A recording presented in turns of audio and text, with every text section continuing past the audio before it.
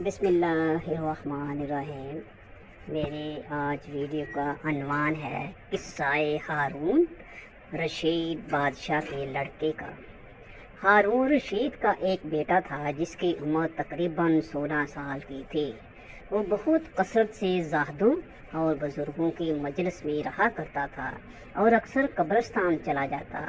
وہاں جا کر کہتا کہ تم لوگ ہم سے پہلے دنیا میں تھے، دنیا کے مالک تھے، لیکن اس دنیا نے تمہیں نجات نہ دی، حتیٰ کہ تم قبروں میں پہنچ گئے۔ کاش مجھے کسی طرح خبر ہوتی کہ تم پر کیا گزر رہی ہے اور تم سے کیا کیا سوال جواب ہوئے ہیں، اور اکثر یہ شعر پڑھا کرتے، مجھے جنازے ہر دن ڈراتے ہیں اور مرنے والوں پر رونے والیوں کی آوازیں مجھے غمگین رکھتی ہیں۔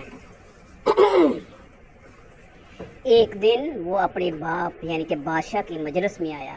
اس کے پاس وزراء، امراء سب جمع تھے اور لڑکے کے بدن پر ایک کپڑا معمولی اور سر پر ایک لنگی بندھی ہوئی تھی۔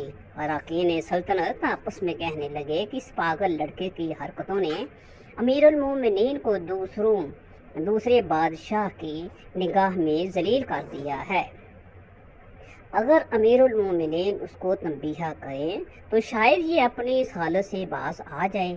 امیر المومنین نے یہ بات سن کر اسے کہا کہ بیٹا، تو نے مجھے لوگوں کی نگاہ میں ذلیل کر رکھا ہے۔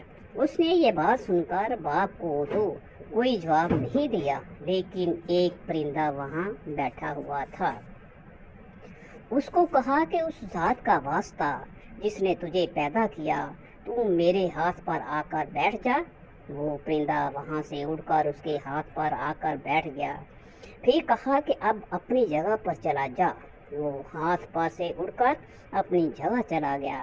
اس کے بعد اس نے عرض کیا کہ ابا جان، اصل میں آپ دنیا سے جو محبت کر رہی ہیں اس نے تجھے رسوا کر رکھا ہے۔ اب میں نے یہ ارادہ کر لیا ہے کہ آپ سے جدائی اختیار کر لوں۔ یہ کہہ کر وہاں سے چل دیا اور ایک قرآن شریف صرف اپنے ہاتھ لیا۔ چلتے ہوئے ماں نے ایک بہت قیمتی انگوٹھی بھی اس کو دے دی کہ ضرورت کے وقت اس کو بیچ کر کے کام میں لائے۔ وہ یہاں سے چل کر بصرہ پہنچ گیا اور مزدوروں میں کام کرنے لگا۔ ہفتہ میں صرف ایک دن شنبہ کو مزدوری کرتا اور 8 دن تک وہ مزدوری کے پیسے خرچ کرتا اور 8ویں دن پھر شنبہ کو مزدوری کر لیتا اور ایک درم اور ایک دانے یعنی درم کا چھٹا حصہ مزدوری لیتا، اس سے کم یا زیادہ نہ لیتا۔ ایک دانے روزانہ خرچ کرتا۔ ابو عامر بصری کہتے ہیں کہ میری ایک دیوار گر گئی تھی، اس کو بنوانے کے لیے میں کسی معمار کی تلاش میں نکلا۔ کسی نے بتایا کہ یہ شخص بھی تعمیر کا کام کرتا ہے۔ میں نے دیکھا کہ نہایت خوبصورت لڑکا بیٹھا ہے، ایک زنبیل پاس رکھی ہے اور قرآن شریف دیکھ کر پڑھ رہا ہے۔ میں نے اسے پوچھا کہ لڑکے مزدوری کرو گے؟ کہنے لگا کیوں نہیں کریں گے، مزدوری کے لیے تو پیدا ہی ہوئے ہیں، آپ بتائیں کیا خدمت مجھ سے لینی ہے؟ میں نے کہا گارے مٹی کا کام لینا ہے۔ اس نے کہا کہ 1 درم اور 1 دانے کی مزدوری ہوگی اور نماز کے اوقات میں کام نہیں کروں گا، مجھے نماز کے لیے جانا ہوگا۔ میں نے اس کی دونوں شرطیں منظور کر لیں اور اس کو لا کر کام پر لگا دیا۔ مغرب کے وقت جب میں نے دیکھا تو اس نے 10 آدمیوں کو بقدر کام کیا۔ میں نے اس کو مزدوری میں 2 درم دیے، اس نے شرط سے زائد لینے سے انکار کر دیا اور 1 درم اور 1 دانے لے کر چلا گیا۔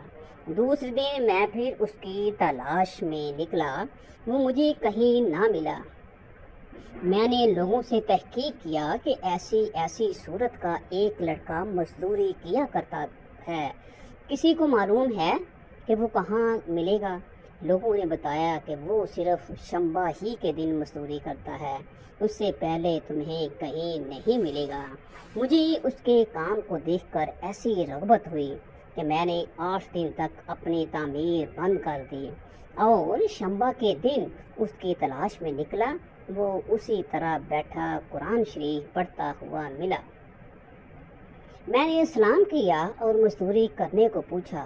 اس نے وہی پہلی 2 شرطیں بیان کی، میں نے منظور کر لیں۔ وہ میرے ساتھ آ کر کام میں لگ گیا۔ مجھے اس پر حیرت ہو رہی تھی کہ پچھلے شنبہ کو اس اکیلے نے 10 آدمیوں کا کام کس طرح کر لیا۔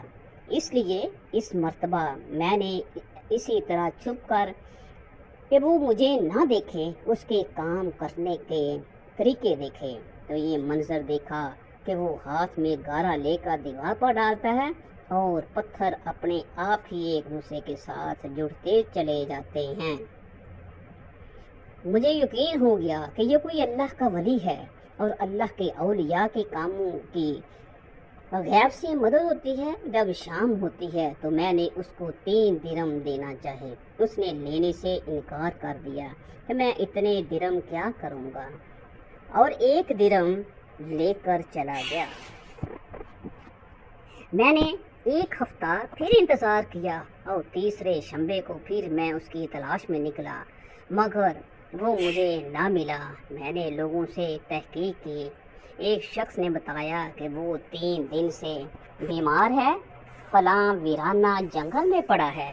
میں نے ایک شخص کو اجرت دے کر اس پر راضی کیا کہ وہ مجھے اس جنگل میں پہنچا دے۔ وہ مجھے ساتھ لے کر اس جنگل ویران میں پہنچایا تو میں نے دیکھا کہ وہ بے ہوش پڑا ہے، آدھی اینٹ کا ٹکڑا سر کے نیچے رکھا ہوا ہے۔ میں نے اس کو سلام کیا، اس نے جواب نہ دیا۔ میں نے دوسری مرتبہ سلام کیا تو اس نے آنکھ کھول لی اور مجھے پہچان لیا۔ میں نے جلدی سے اس کا سر اینٹ پر سے اٹھا کر اپنی گود میں رکھ لیا۔ اس نے سر ہٹا لیا اور کہا، میرے دوست، دنیا کی نعمتوں سے دھوکے میں نہ پڑو۔ عمر ختم ہوتی جا رہی ہے اور یہ نعمتیں سب ختم ہو جائیں گی۔ جب تو کوئی جنازہ لے کر قبرستان میں جائے تو یہ سوچتا رہا کہ تیرا بھی ایک دن اسی طرح جنازہ اٹھایا جائے گا۔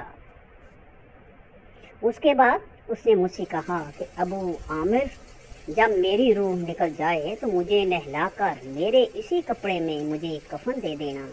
میں نے کہا، میرے محبوب، اس میں کیا حرج ہے کہ میں تیرے کفن کے لیے نئے کپڑے لے آؤں؟ اس نے جواب دیا کہ نئے کپڑے کے لیے زندہ لوگ زیادہ مستحق ہیں۔ یہ جواب حضرت ابوبکر صدیق کا جواب ہے۔ انہوں نے بھی اپنے وصال کے وقت یہی فرمائش کی تھی کہ میری انہی چادروں میں کفن دے دینا، اور جب ان سے نئے کپڑے کی اجازت چاہی گئی تو انہوں نے یہی جواب دیا تھا۔ لڑکے نے کہا کہ کفن تو پرانا ہو یا نیا، بہرحال بسیدہ ہو جائے گا۔ آدمی کے ساتھ تو صرف اس کا عمل ہی رہتا ہے، اور میری لنگی اور لوٹا قبر کھودنے والے کو مزدوری میں دے دینا، اور یہ انگوٹھی اور قرآن شریف ہارون رشید تک پہنچا دینا۔ اس کا خیال رکھنا کہ خود انہی کے ہاتھ میں دینا، اور یہ کہہ کر دینا، ایک پردیسی لڑکے کی یہ میرے پاس امانت ہے، اور وہ آپ سے یہ کہہ گیا ہے کہ ایسا نہ ہو کہ اسی غفلت اور دھوکے کی حالت میں آپ کی موت آ جائے۔ یہ کہہ کر اس کی روح نکل گئی۔ اس وقت مجھے معلوم ہوا کہ یہ لڑکا شہزادہ تھا۔ اس کے انتقال کے بعد اس کی وصیت کے موافق میں نے اس کو دفن کر دیا اور دونوں چیزیں گورکن کو دے دی، اور قرآن پاک اور انگوٹھی لے کر بغداد پہنچا اور قصر شاہی کے قریب پہنچا تو بادشاہ کی سواری نکل رہی تھی۔ میں ایک اونچی جگہ کھڑا ہو گیا۔ اول ایک بہت بڑا لشکر نکلا جس میں تقریباً 1000 گھوڑے سوار تھے۔ اس طرح یکے بعد دیگرے 10 لشکر نکلے۔ 10ویں دستے میں خود امیر المومنین بھی تھے۔ میں نے زور سے آواز دے کر کہا، اے امیر المومنین، آپ کو حضور اقدس کی قرابت داری کا واسطہ، ذرا سا توقف کر لیجئے۔ میری آواز پر انہوں نے مجھے دیکھا تو میں نے جلدی سے آگے بڑھ کر کہا، میرے پاس ایک پردیسی لڑکے کی یہ امانت ہے جس نے مجھے یہ وصیت کی تھی کہ یہ دونوں چیزیں آپ تک پہنچا دوں۔ بادشاہ نے ان کو دیکھ کر پہچان لیا، تھوڑی دیر سر جھکایا ان کی آنکھوں میں آنسو جاری ہو گئے اور ایک دربان سے کہا کہ اس آدمی کو اپنے ساتھ رکھو، جب میں واپسی پر بلاؤں تو میرے پاس پہنچا دینا۔ جب وہ باہر سے واپسی پر مکان پر پہنچے تو محل کے پردے گروا کر دربان سے فرمایا، اس شخص کو بلا کر لاؤ، اگرچہ وہ میرا غم تازہ ہی کرے گا۔ دربان میرے پاس آیا اور کہنے لگا، امیر المومنین نے بلایا ہے اور اس کا خیال رکھنا کہ امیر پرصدر کا بہت اثر ہے۔ اگر تم 10 باتیں کرنا چاہتے ہو تو 5 ہی پر اکتفا کرنا۔ یہ کہہ کر وہ مجھے امیر کے پاس لے گیا۔ اس وقت امیر بالکل تنہا بیٹھے تھے۔ مجھ سے فرمایا کہ میرے قریب آ جاؤ۔ میں قریب جا کر بیٹھ گیا۔ کہنے لگے کہ تم میرے اس بیٹے کو جانتے ہو؟ میں نے کہا، جی ہاں، میں ان کو جانتا ہوں۔ کہنے لگے، وہ کیا کام کرتا تھا؟ میں نے کہا، گارے مٹی کی مزدوری کرتے تھے۔ کہنے لگے، تم نے بھی مزدوری پر کوئی کام اس سے کروایا تھا؟ میں نے کہا، کروایا تھا۔ کہنے لگے، تمہیں اس کا خیال نہ آیا کہ اس کو حضور اقدس صلی اللہ علیہ وسلم سے قرابت تھی کہ یہ حضرات حضور کے چچا حضرت عباس کی اولاد ہیں؟ میں نے کہا، امیر المومنین، پہلے اللہ جل شانہ سے معذرت چاہتا ہوں، اس کے بعد آپ سے عذر خواہ ہوں۔ مجھے اس وقت اس کا علم ہی نہ تھا کہ یہ کون ہے۔ مجھے ان کے انتقال کے وقت ان کا حال معلوم ہوا۔ کہنے لگے کہ تم نے اپنے ہاتھ سے اس کو غسل دیا؟ میں نے کہا کہ جی ہاں۔ کہنے لگے، اپنا ہاتھ لاؤ۔ میرا ہاتھ لے کر اپنے سینے پر رکھ دیا اور چند شعر پڑھے جن کا ترجمہ یہ ہے، اے وہ مسافر جن پر میرا دل پگھل رہا ہے اور میری آنکھیں اس پر آنسو بہا رہی ہیں، اے وہ شخص جس کا مکان قبر دور ہے لیکن اس کا غم میرے قریب ہے۔ بے شک موت ہر اچھے سے اچھے عیش کو مقدر کر دیتی ہے۔ وہ مسافر ایک چاند کا ٹکڑا تھا، یعنی اس کا چہرہ جو خالص چاندی کی ٹہنی پر تھا، یعنی اس کے بدن پر پس چاند کا ٹکڑا بھی قبر میں پہنچ گیا اور چاندی کی ٹہنی بھی قبر میں پہنچ گئی۔ اس کے بعد ہارون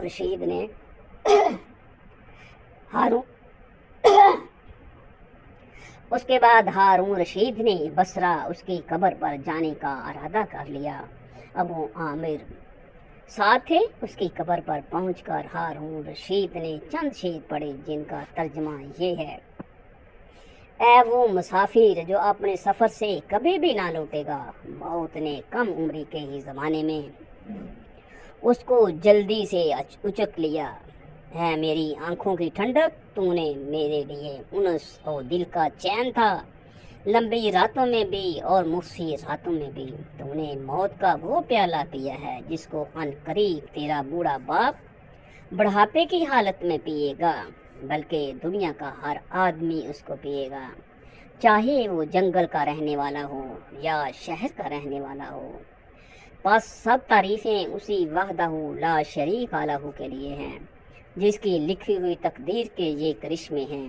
ابو عامر کہتے ہیں کہ اس کے بعد جو رات آئی تو میں اپنے وظائف پورے کر کے لیٹا ہی تھا کہ میں نے خواب میں ایک نور کا قبا دیکھا جس کے اوپر نور ہی نور پھیل رہا ہے۔ اس نور کی ابر میں سے اس لڑکے نے مجھے آواز دے کر کہا، ابو عامر، تمہیں حق تعالی جزائے خیر عطا فرمائے، تم نے میری تجہیز و تکفین کی اور میری وصیت پوری کی۔ میں نے اسے پوچھا کہ میرے پیارے تیرا کیا حال گزرا؟ کہنے لگا کہ میں ایسے مولا کی طرف پہنچا ہوں جو بہت کریم ہے اور مجھ سے بہت راضی ہے۔ مجھے اس مالک نے وہ چیزیں عطا کی جو نہ کبھی کسی آنکھ نے دیکھی، نہ کان نے سنی، نہ کسی کے دل پر ان کا خیال گزرا۔ حضرت عبداللہ بن مسعود فرماتے ہیں کہ تورات میں لکھا ہے کہ اللہ تعالیٰ نے ان لوگوں کے لیے جن کے پہلو رات کو خواب گاہوں سے دور رہتے ہیں، یعنی تہجد گزاروں کے لیے وہ چیزیں تیار کر رکھی ہیں جن کو نہ کسی آنکھ نے دیکھا ہے، نہ کان نے سنا، نہ کسی آدمی کے دل پر ان کا خیال گزرا، نہ اس کو نہ ان کو کوئی مقرر فرشتہ جانتا ہے، نہ کوئی نبی رسول جانتا ہے۔ اور یہ مضمون قرآن پاک میں بھی ہے، فلا تعلم نفس ما اخفی لہم من قرۃ اعین، کسی شخص کو خبر نہیں جو آنکھوں کی ٹھنڈک کا سامان ایسے لوگوں کے لیے خزانہ غیب میں موجود ہے۔ اور منشور اس کے بعد اس لڑکے نے کہا، حق تعالیٰ نے قسم کھا کر فرما لیا ہے کہ جو بھی دنیا سے اس طرح نکل آئے کہ جیسا میں نکل آیا ہوں، اس کے لیے بھی یہی اعزاز و اکرام ہے جو میرے لیے ہوئے۔ صاحب روز کہتے ہیں کہ یہ سارا قصہ مجھے اور طریقے سے بھی پہنچا ہے۔ اس میں یہ بھی ہے کہ کسی شخص نے ہارون رشید سے اس لڑکے کے متعلق سوال کیا تو انہوں نے بتایا کہ میرے بادشاہ ہونے سے پہلے یہ لڑکا پیدا ہوا تھا، بہت اچھی تربیت پائی تھی، قرآن پاک بھی پڑھا کرتا تھا اور علوم بھی پڑھے تھے۔ جب میں بادشاہ بن گیا تو یہ مجھے چھوڑ کر چلا گیا تھا، میری دنیا سے اس نے کوئی راحت نہ اٹھائی۔ چلتے وقت میں نے ہی اس کی ماں سے کہا تھا کہ اس کو یہ انگوٹھی دے دیں۔ اس انگوٹھی کا یاقوت بہت زیادہ قیمتی تھا، مگر وہ اس کو بھی کام میں نہ لایا، مرتے وقت واپس یہ کیا۔ یہ لڑکا اپنی والدہ کا بڑا فرمان بردار تھا۔ حضور صلی اللہ علیہ وآلہ وسلم کا ارشاد ہے کہ سمجھدار شخص وہ ہے جو اپنے نفس پر قابو رکھے اور موت کے بعد کام آنے والی چیزوں میں مشغول رہے، اور کسی کام کے لیے تیاری اس کے بغیر نہیں ہوتی کہ ہر وقت اس کا اہتمام رہے، اس کا ذکر تذکرہ رہے۔ اس لیے کہ جو شخص دنیا میں پریشان ہے اور اس کے دھوکے کی چیزوں میں پھنسا ہوا ہے، اس کی شوتوں پر فریفتہ ہے، اس کا دل موت سے بالکل غافل ہوتا ہے۔ اللہ تعالیٰ ارشاد فرماتے ہیں، آپ ان سے کہہ دیجئے کہ جس موت سے تم بھاگتے ہو وہ تم کو آ پکڑے گی، پھر تم اس ذات پاک کی طرف لے جاؤ جو ہر پوشیدہ اور ظاہر بات کو جاننے والی ہے، پھر وہ تم کو تمہارے سب کیے ہوئے کام جتا دے گی اور ان کا بدلہ دے گی۔